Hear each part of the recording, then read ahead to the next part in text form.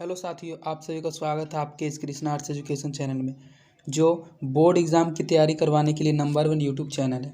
इसलिए इस चैनल को आपने अभी तक सब्सक्राइब नहीं किया तो इस चैनल को सब्सक्राइब कर दें और साइड के बेल नोटिफिकेशन को भी ऑन कर दें ताकि हमारे वीडियो का अपडेट आप तक सबसे पहले पहुँच सके।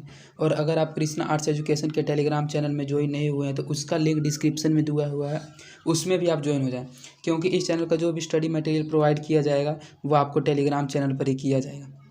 तो चलिए आज के वीडियो की ओर बढ़ते हैं, आज की क्लास की ओर बढ़ते हैं। आज हम आपको हिंदी गोधूली भाग 2 का पाँचवा चैप्टर नागरी लिपि, जिनके लेखक गुणाकर मूल्य हैं, उसका संपूर्ण हिंदी अर्थ पूरा वो चैप्टर आपको पढ़ाने जा रहे हैं। चलिए चैप्टर की ओर बढ़ते हैं। गुणाकर मूल्य, आपको एक बात बता दें कि किसी भी चैप्टर को पढ़ने से पहले आपको उसके लेखक के बारे में पढ़ना बहुत ही महत्वपूर्ण है, क्योंकि परीक्षा में लेखक से रिलेटेड बहुत सारे क्वेश्चन आते हैं। इसलिए लेखक के बारे में आपको परिचय कर लेना बहुत जरूरी है। इससे बहुत सारे इंपॉर्टेंट ऑब्जेक्टिव क्वेश्चंस निकलते हैं कि उनकी मृत्यु कब हुई, लेखक का जन्म कब हुआ, उनके माता पिता का नाम, उनकी रचनाएँ एवं उन्होंने कहाँ कहाँ से शिक्षाएँ और कौन कौन सी उपाधि प्राप्त की। तो चलिए पहले लेखक के बारे में पढ़ते हैं। लेखक जी का नाम है गुणाकर मूल्य। गुणाकर मूल्य का जन्म 1935 ईस्वी में महाराष्ट्र के अमरावती जिले के एक गांव में हुआ। उनकी प्रारंभिक शिक्षा दीक्षा ग्रामीण परिवेश में हुई। शिक्षा की भाषा मराठी थी। उन्होंने मिडिल स्तर तक मराठी पढ़ाई भी की थी। फिर वे वंदरा चले गए और वहां उन्होंने 2 वर्षों तक नौकरी की, साथ ही अंग्रेजी व हिंदी का अध्ययन किया। फिर इलाहाबाद आकर उन्होंने गणित विषय में मैट्रिक से लेकर एमए तक की पढ़ाई की। सन 2009 में मूल्य जी का निधन हो गया। इनका जन्म 1935 ईस्वी में महाराष्ट्र के एक अमरावती जिले में हुआ था। इन्होंने जो भी पढ़ाई लिखाई की थी वो गाँव में ही की थी और इनकी पढ़ाई की जो भाषा थी वो मराठी थी। उसके बाद वे 2 वर्षों तक नौकरी की और साथ ही उन्होंने अंग्रेजी और हिंदी का भी अध्ययन किया था। उसके बाद वे इलाहाबाद आकर गणित के विषय में एमए तक पढ़ाई कर ली और उसके बाद उनका 2009 ईस्वी में उनका निधन हो गया। कहने का मतलब है कि उनका मृत्यु हो गया। गुणाकर मूल्य के अध्ययन एवं कार्य का क्षेत्र बड़ा ही व्यापक है। उन्होंने गणित, खगोल विज्ञान, अंतरिक्ष विज्ञान, विज्ञान का इतिहास, पुरालिपि शास्त्र और प्राचीन भारत का इतिहास व संस्कृति जैसे विषयों पर खूब लिखा है। पिछले 25 वर्षों में मुख्यतः इन्हीं विषयों से संबंधित उनके 2500 से भी अधिक लेखों तथा 30 पुस्तकों का प्रकाशन हो चुका है। उनकी प्रमुख कृतियों के नाम हैं: अक्षरों की कहानी, भारत इतिहास और संस्कृति, प्राचीन भारत के महान वैज्ञानिक, आधुनिक भारत के महान वैज्ञानिक, मैंडलीफ, महान वैज्ञानिक, सौरमंडल, सूर्य, नक्षत्रलोक, भारतीय लिपियों की कहानी, अंतरिक्ष यात्रा, ब्रह्मांड परिचय, भारतीय विज्ञान की कहानी आदि। ये जितने भी हैं ये इनकी प्रमुख कृतियाँ हैं। गुणाकर मूल्य की एक पुस्तक है अक्षर कथा। इनकी एक पुस्तक का नाम अक्षर कथा है। इस पुस्तक में उन्होंने संसार की प्राय सभी प्रमुख पुरालिपियों की विस्तृत जानकारी दी है। इनकी एक अपनी पुस्तक है जिनका नाम है अक्षर कथा और इस पुस्तक में इन्होंने अपनी प्रमुख पुरालिपियों की पूरा रूप से जानकारी भी दिया है। प्रस्तुत निबंध गुणाकर मूल्य की पुस्तक भारतीय लिपियों की कहानियों से लिया गया है। यह जो निबंध है यह उनकी एक पुस्तक भारतीय लिपियों की कहानी से लिया गया है, जिस निबंध का नाम है नागरी लिपि, जो आपको आगे पढ़ाने जा रहे हैं। इसमें हिंदी की अपनी लिपि नागरी या देवनागरी के ऐतिहासिक विकास की रूपरेखा स्पष्ट की गई है। यहाँ हमारी लिपि की प्राचीनता, व्यापकता और शाखा विस्तार का प्रवाहपूर्ण शैली में प्रामाणिक आख्यान प्रस्तुत किया गया है। तकनीकी बारीकियों और विवरणों से बचते हुए लेखक ने निबंध को बोझिल नहीं होने दिया तथा सादगी और सहजता के साथ जरूरी ऐतिहासिक जानकारी देते हुए लिपि के बारे में हमारे भीतर आगे की जिज्ञासाएं जगाने की कोशिश की है। ये आपका लेखक का परिचय हो गया। चलिए पाठ की ओर बढ़ते हैं। पाठ का नाम है नागरी लिपि। जिस लिपि में यह लेख छपा है उसे हम नागरी या देवनागरी लिपि कहते हैं। करीब 2 सदी पहले पहली बार इस लिपि के टाइप बने और इसमें पुस्तकें छपने लगी, इसलिए इसके अक्षरों में स्थिरता आ गई। हिंदी तथा इसके विविध बोलियां देवनागरी लिपि में लिखी जाती हैं। हमारे पड़ोसी देश नेपाल की नेपाली, खसकुरा व नेवारी भाषाएं भी इस लिपि में लिखी जाती है। मराठी भाषा की लिपि देवनागरी है। मराठी में सिर्फ एक अंतरिक्ष ठ अक्षर है जिस हमने देखा है कि प्राचीन काल में संस्कृत व प्राकृत भाषाओं में यह ध्वनि थी और उसके लिए अनेक अभिलेखों में अक्षर मिलता है। देवनागरी लिपि के बारे में एक और महत्वपूर्ण तथ्य है कि संसार में जहाँ भी संस्कृत प्राकृत की पुस्तकें प्रकाशित होती हैं वे प्राय देवनागरी लिपि में ही छपती हैं। वैसे विदेशों के कुछ पंडित और उनका अनुकरण करते हुए कुछ भारतीय पंडित भी ऊपर नीचे कुछ चीज़ जोड़ते हुए रोमन अक्षरों में भी संस्कृत प्राकृत के उदाहरण एवं ग्रंथ छपवाते हैं। गुजराती लिपि देवनागरी से अधिक भिन्न है। बंगला लिपि प्राचीन नागरी लिपि की पुत्री नहीं तो बहन अवश्य है। हाँ, दक्षिण भारत की लिपियाँ वर्तमान नागरी से काफ़ी भिन्न दिखाई देती है, लेकिन यह तथ्य हमें सदैव स्मरण रखना चाहिए कि आज कुछ भिन्न सी दिखाई देने वाली दक्षिण भारत की ये लिपियाँ तमिल, मलयालम और तेलुगु की कन्नड़ भी नागरी की तरह प्राचीन ब्राह्मी से ही विकसित हुई है। इनका कहने का मतलब है कि ये अलग अलग लिपियों के बारे में बता रहे हैं और उनका किस लिपि का जन्म किससे हुआ है वही इस चैप्टर में वे बताने वाले हैं। अभी कुछ समय पहले तक दक्षिण भारत में पोथियाँ लिखने के लिए नागरी लिपि का व्यवहार होता था। दरअसल नागरी लिपि के आरंभिक लेख हमें दक्षिण भारत से ही मिले हैं। दक्षिण भारत की यह नागरी लिपि नंदी नागरी कहलाती है। दक्षिण भारत की जो यह लिपि है उसको हम नंदी नागरी लिपि कहते हैं। इस टाइप के आपके ऑब्जेक्टिव क्वेश्चंस निकलते हैं, इसलिए आपको चैप्टर को थोड़ा ज़्यादा ध्यानपूर्वक से पढ़ना है। कोंकण के शिलाहार, मान्यखेट के राष्ट्रकूट, देवगिरी के यादव तथा विजयनगर के शासकों के लेख नंदी नागरी लिपि में है। पहले पहल विजयनगर के राजाओं के लेखों की लिपि को ही नंदी नागरी का नाम दिया गया था। दक्षिण भारत में तमिल, मलयालम और तेलुगु कन्नड़ लिपियों का स्वतंत्र विकास हो रहा था, फिर भी दक्षिण भारत में अनेक शासकों ने नागरी लिपि का इस्तेमाल किया है। राजराज व राजेंद्र जैसे प्रतापी चोल राजाओं, जो कि 11वीं सदी के थे, के सिक्कों पर नागरी अक्षर देखने को मिलते हैं। 12वीं सदी के केरल के शासकों के सिक्कों पर वीर केरलस्य जैसे शब्द नागरी लिपि में अंकित है। सुदूर दक्षिण से प्राप्त वर्गुन का पलियम ताम्रपत्र 9वीं सदी नागरी लिपि में। इतना ही नहीं, श्रीलंका के पराक्रम बाहु विजय बाहु जो 12वीं सदी के थे, आदि शासकों के सिक्कों पर भी नागरी अक्षर देखने को मिलते हैं। दूसरी ओर उत्तर भारत के अल्पकाल के लिए इस्लामी शासन की नींव डालने वाले महमूद गजनवी 11वीं सदी पूर्वार्ध के लोहार के टकसाल में ढाले गए चांदी के सिक्कों पर भी हम नागरी लिपि में सब देखते हैं। इन सिक्कों पर एक तरफ कूफी लिपि में कलमा अंकित है तो दूसरी तरफ नागरी लिपि में अंकित है। अव्यक्तिक मेकम मुहम्मद अवतार नृपति महमूद, ये सिक्के 1028 ईस्वी में शुरू किए गए थे। स्मरण रहे कि लगभग इसी समय के दक्षिण के चोल राजाओं के सिक्कों पर भी नागरी लिपि में लिखे गए शब्द देखने को मिलते हैं। महमूद गजनवी के बाद मोहम्मद गोरी, अलाउद्दीन खिलजी, शेरशाह आदि शासकों ने भी अपने सिक्कों पर नागरी शब्द खुदवाए हैं। बादशाह अकबर ने ऐसा सिक्का चलाया था जिस पर राम सीता की आकृति है और नागरी लिपि में रामसिंह शब्द अंकित है।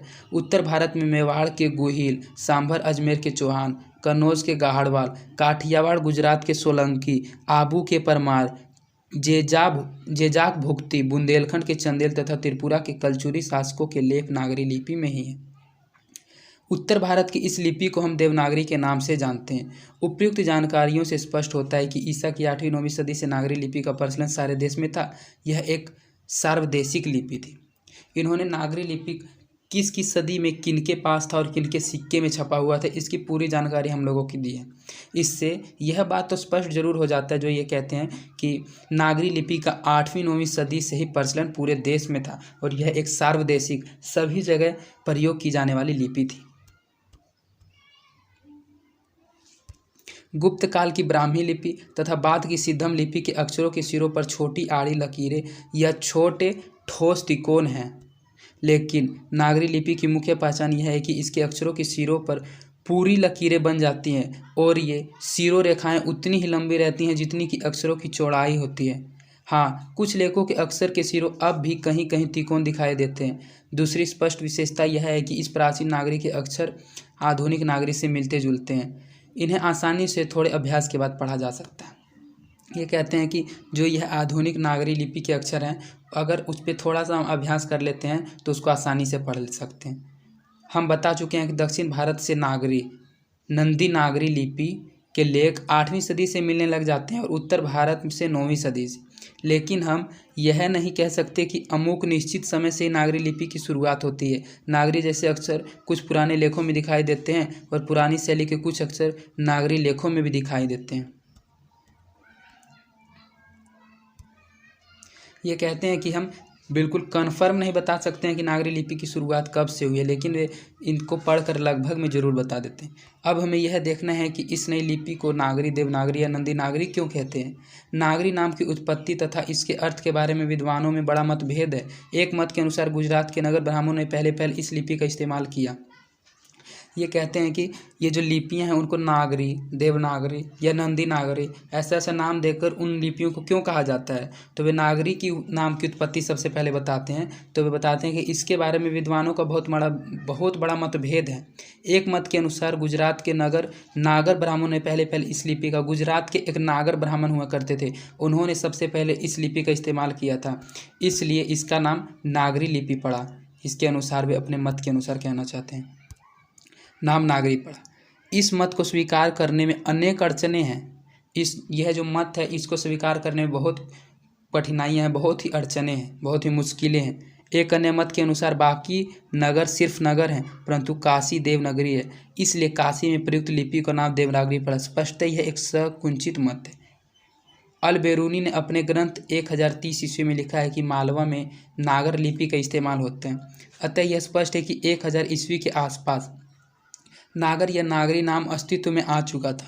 दरअसल यह शब्द भी पहले कुछ अस्तित्व में आ चुका था। इतना निश्चित है कि नागरी शब्द किसी नगर अर्थात छोटे शहर से अर्थात बड़े शहर से संबंधित है। किसी नगर अर्थात बड़े शहर से संबंधित है। पाद ताडिकतम नामक एक नाटक से जानकारी मिलती है कि पाटलिपुत्र, जो अभी पटना है, को नगर कहते थे। हम यह भी जानते हैं कि स्थापत्य के उत्तर भारत की एक विशेष शैली को नागर शैली कहते हैं। अतः नागर या नागरी शब्द उत्तर भारत के किसी बड़े नगर से संबंध रखता है। ये कहते हैं कि नागर या नागरी शब्द का अर्थ किसी बड़े शहर से है और वो बड़ा शहर वे पटना पाटलिपुत्र को कहते थे और वे अपने विशेष शैली को नागर शैली कहते हैं। अतः नागर या नागरी शब्द की उत्पत्ति किससे, बड़े नगर से जरूर संबंध रखता है। असंभव नहीं कि यह बड़ा नगर प्राचीन पटना ही हो। गुप्त द्वितीय विक्रमादित्य का व्यक्तिगत नाम देव था, इसलिए गुप्तों की राजधानी पटना को देवनगर भी कहा जाता होगा।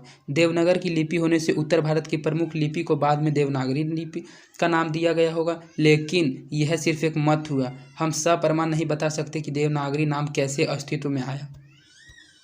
ये मतों के अनुसार बताते हैं कि किस प्रकार किस लिपि का जन्म हुआ, किस प्रकार उसका नाम हुआ, लेकिन यह सिर्फ एक मत है। हम किसी प्रूफ के साथ, किसी प्रमाण के साथ नहीं बता सकते हैं कि इसका देवनागरी लिपि अस्तित्व में कैसे है। ईसा की 14वीं-15वीं सदी के विजयनगर के शासकों ने अपने लेखों की लिपि को नंदी नागरी कहा है। विजयनगर के राजाओं के लेख कन्नड़, तेलुगु और नागरी लिपि में मिलते हैं। जानकारी मिलती है कि विजयनगर के राजाओं के शासनकाल में ही पहले वेदों की लिपिबद्ध किया गया था। यह वैदिक साहित्य निश्चय ही नागरी लिपि में लिखा गया होगा। विद्वानों का भी यह मत है कि वाकाटकों और राष्ट्रकूटों के समय के महाराष्ट्र के प्रसिद्ध नंदीनगर, आधुनिक नांदेड़, जो पहले प्रसिद्ध नंदीनगर था उसे आधुनिक में नांदेड़ कहा जाता है, की लिपि होने के कारण इसका नाम नंदी नागरी पड़ा। लेकिन हमें नामकरण के इस झंझट में अधिक नहीं पड़ना चाहिए। यह किसी नगर विशेष की लिपि नहीं थी, क्योंकि ईसा की 8वीं-11वीं सदियों में हम नागरी लिपि को पूरे देश में व्याप्त देखते हैं। उस समय यह एक सार्वदेशिक लिपि थी। देश भर से नागरी लिपि की बहुत सारे लेख मिले हैं। इस नागरी लिपि के उदय के साथ भारतीय इतिहास व संस्कृति के एक नए युग की शुरुआत होती है। भारत इस्लाम के संपर्क में आता है और बाद में 13वीं सदी से इस्लामी शासकों का शासन आरंभ होता है। नए संप्रदाय अस्तित्व में आते हैं। भारतीय समाज एवं बहुत से संप्रदाय को एक व्यापक नाम मिलता है, हिंदू समाज एवं हिंदू धर्म। नागरी लिपि के साथ साथ अनेक प्रादेशिक भाषाएं भी जन्म लेती हैं। 8वीं-9वीं सदी से आरंभिक हिंदी का साहित्य मिलने लग जाता है। हिंदी के आदि कवि सरहपाद 8वीं सदी के दोहा कोश की तिब्बत से जो हस्तलिपि मिली है वह 10वीं-11वीं सदी की लिपि में लिखी गई है। नेपाल से और भारत के जैन भंडारों से भी इस काल की बहुत सारी हस्तलिपियाँ मिली है। इसी काल में भारतीय आर्य भाषा परिवार की आधुनिक भाषाएं मराठी, बंगला आदि जन्म ले रही थी। इस समय से इन भाषाओं का लेख भी मिलने लग जाते हैं। दक्षिण भारत की द्रविड़ भाषा परिवार की भाषाएं, विशेषतः तमिल भाषा अधिक प्राचीन है, लेकिन इन भाषाओं के लेख भी इसी समय से मिलने लग जाते हैं। इन भाषाओं के लिए दक्षिण भारत में विकसित ब्राह्मी लिपि का कुछ स्वतंत्र विकास हो रहा था, परंतु दक्षिण भारत में नागरी लिपि का भी खूब व्यवहार था। दरअसल नागरी के आरंभिक लेख हमें विंध्य पर्वत के नीचे के दक्खन प्रदेश से ही मिलते हैं। अनेक विद्वानों का मत है कि दक्षिण भारत में नागरी लिपि का प्राचीनतम लेख राष्ट्रकूट राजा दंतिदुर्ग का सामागंड दानपत्र 1754 ईस्वी में है। दंतिदुर्ग ने ही राष्ट्रकूट शासन की नींव डाली थी। ये राष्ट्रकूट शासक मूलतः कर्नाटक के रहने वाले थे और इनकी मातृभाषा कन्नड़ थी, परंतु ये खानदेश विदर्भ में बस गए थे। दंतिदुर्ग के बाद उसका चाचा कृष्ण राष्ट्रकूटों की गद्दी पर बैठा। इसी कृष्ण के शासनकाल में एलोरा, जिन्हें प्राचीन एलापुर वेरूल में अनुपम कैलाश मंदिर पहाड़ से काटकर बनाया गया था। कृष्ण के कुछ लेख भी मिले हैं। 9वीं सदी में अमोदवर्ष एक प्रख्यात राष्ट्रकूट राजा हुआ। इसी अमोदवर्ष ने राष्ट्रकूट की नई राजधानी मालखेड़ की नींव डाली।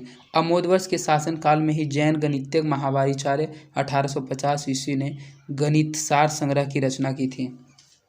ये जो आपको ब्रैकेट में लिखा हुआ रहता है, ये किस समय का ये बात है वो आपको दर्शाया गया है कि 850 ईस्वी है, ये 754 ईस्वी है, इसलिए इसको भी आपको ध्यान रखना है।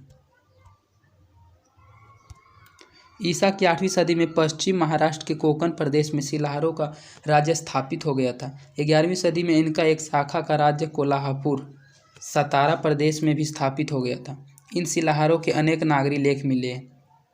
11वीं सदी से नागरी लिपि में प्राचीन मराठी भाषा के लेख मिलने लग जाते हैं। अक्षी कुलाबा जिला से शिलाहार शासक केसीदेव प्रथम एक शिलालेख 1012 ईस्वी मिला था, जो संस्कृत मराठी भाषाओं में है और इसकी लिपि नागरी है, परंतु दिवे आग्र रत्नागिरी जिला ताम्रपट पूर्णतः मराठी में है। इसे मराठी का आदिलेख माना जाता है। नागरी लिपि में लिखा गया यह ताम्रपट 1060 ईस्वी का है। कर्नाटक प्रदेश का सुवर्णबेलगोल स्थान जैनों का एक प्रसिद्ध तीर्थ स्थल है। यहाँ गोमेटेश्वर का भव्य पुतला खड़ा है। इस स्थान से विविध भाषाओं और लिपियों के अनेक लेख मिले हैं। यह है श्री गंगराजे सुताले करवियले। श्री गंगराजा ने परकोटा बनवाया। एक अन्य नागरी लेख भी में लिखा है श्री चावुंडराजे करवियले। ये लेख दक्षिणी शैली की नागरी लिपि में है। देवगिरी के यादव राजाओं के लिए नागरी लिपि में बहुत सारे लेख मिलते हैं।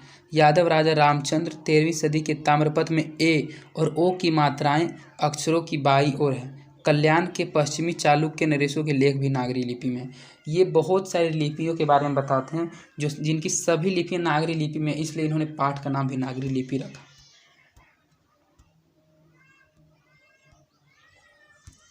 उड़ीसा कलिंग प्रदेश में ब्राह्मी की एक विशेष शैली कलिंग लिपि का अस्तित्व, परंतु गंगवंश के कुछ शासकों के लेख नागरी लिपि में भी मिलते हैं। नागरी लिपि के लेखन न केवल पश्चिम तथा पूर्व भारत से बल्कि सुदूर दक्षिण भारत से भी मिले हैं। ये कहते हैं कि नागरी लिपि के जो लेख हैं वे केवल पश्चिम या पूर्व भारत से नहीं मिले हैं, ये सुदूर दक्षिण भारत से भी मिले हैं। दक्षिण भारत के पांड्य प्रदेश से राजा वरगुर के पलियम ताम्रपत्र मिले हैं। प्रथम ताम्रपत्र तमिल से शुरू होता है, परंतु इसकी ओर से नागरी लिपि संस्कृत भाषा का लेख शुरू होता है। यह ईसा का 9वीं सदी का है। उत्तर भारत में पहल गुर्जर प्रतिहार राजाओं के लेखों में नागरी लिपि देखने को मिलती है। अनेक विद्वानों का मत है कि ये गुर्जर प्रतिहार बाहर से भारत आए थे। ईसा की 8वीं सदी से पूर्वार्ध में अवंती प्रदेश में इन्होंने अपना शासन खड़ा किया और बाद में कन्नौज पर भी अपना अधिकार कर लिया था। मिहिर भोज, महेंद्रपाल आदि प्रख्यात प्रतिहार शासक हुए। मिहिर भोज 1840 से 1881 ईस्वी तक रहे होंगे कि ग्वालियर प्रशस्ति नागरी लिपि संस्कृत भाषा में। धारा नगरी का परमार शासक भोज अपने विद्या अनुराग के लिए इतिहास में प्रसिद्ध हैं, परंतु इस शासक के बहुत कम अभिलेख मिले हैं। इस राजा के बंसवाड़ा और बेतमा दाम्रपत्र क्रमशः कोंकण विजय और कोंकण विजय पर्व के अवसरों पर दिए गए थे। बेतमा जो अभी के समय में आधुनिक काल में इंदौर के समीप है, उनका दानपत्र 1020 ईस्वी का है। हमने उन्हीं आरंभिक नागरी लेखों की संक्षिप्त चर्चा की है जो देश के विभिन्न भागों से मिले हैं। 12वीं सदी के बाद हम उत्तर भारत के सभी हिंदू शासकों को देवनागरी लिपि का इस्तेमाल करते हुए देखते हैं। हमने यह भी देखा कि कुछ इस्लामी शासकों ने भी अपने सिक्कों पर नागरी लेख अंकित किए। ये कहते हैं कि इन्होंने 12वीं सदी के बाद जो भी भारत के हिंदू शासक थे उन्होंने अपनी देवनागरी लिपि का इस्तेमाल करना शुरू कर दिया था। और इन्होंने यह भी देखा है कि कुछ इस्लामी शासक थे, कुछ मुस्लिम शासक हुआ करते थे, उन्होंने भी अपनी सिक्के पर नागरी लिपि अंकित किए हुए थे, अपने सिक्कों पर नागरी लिपि को लिखवाया हुआ था। तो इस प्रकार आज आपका 5वां पाठ नागरी लिपि जिनके लेखक गुणाकर मूल्य वो पूरा पढ़ा दिया गया है। और इसका अगला वीडियो आपका ऑब्जेक्टिव और सब्जेक्टिव क्वेश्चंस का भी डाला जाएगा। और इसलिए अगर आपने इस चैनल को सब्सक्राइब नहीं किया तो इस चैनल को सब्सक्राइब कर दें। और अगर आपको हमारी वीडियोस पसंद आती हैं तो अपने वीडियोस को लाइक करें और अपने दोस्तों के बीच भी ज़रूर शेयर करें। धन्यवाद।